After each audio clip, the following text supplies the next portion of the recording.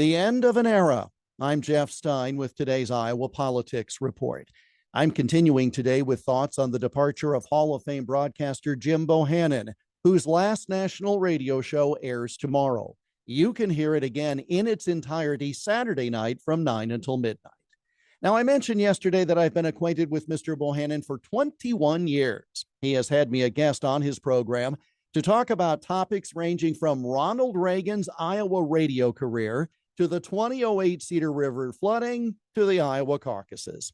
He's also shared portions of these commentaries with his audience at times, and he has come to Iowa at my request 4 times to talk to journalism groups, never charging a fee, always with an interest toward promoting good journalism. In that light, each March 16th, National Freedom of Information Day is celebrated, and it's thanks to Jim Bohannon. More than 40 years ago now, he received a media kit from the National Pickle Growers Association or something like that. They wanted to promote National Pickle Week, complete with including a lapel pin reading, "Ask me about pickles," or something similar. Well, it occurred to him that if pickles got a whole week, surely the First Amendment should get at least a single day. So he proposed it at a convention of the Society of Professional Journalists, and the rest is literally history. It's held on James Madison's birthday, Madison being the chief architect of the First Amendment. But the recognition is solely because Jim Bohannon came up with the idea.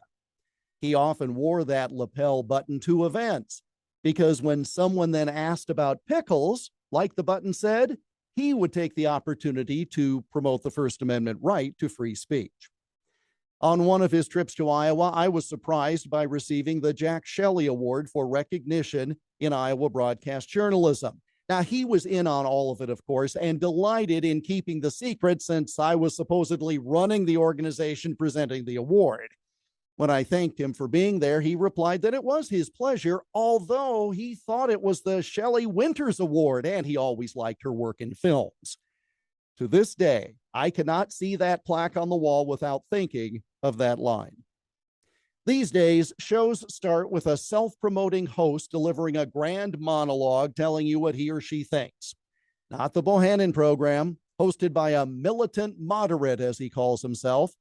His philosophy has been to bring all voices to the conversation, treating them with respect but holding them accountable when needed, and presuming that the audience is smart enough to draw its own conclusions after hearing all sides.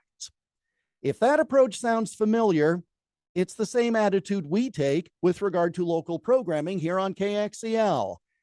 We call it the Bohannon method, and that's no coincidence.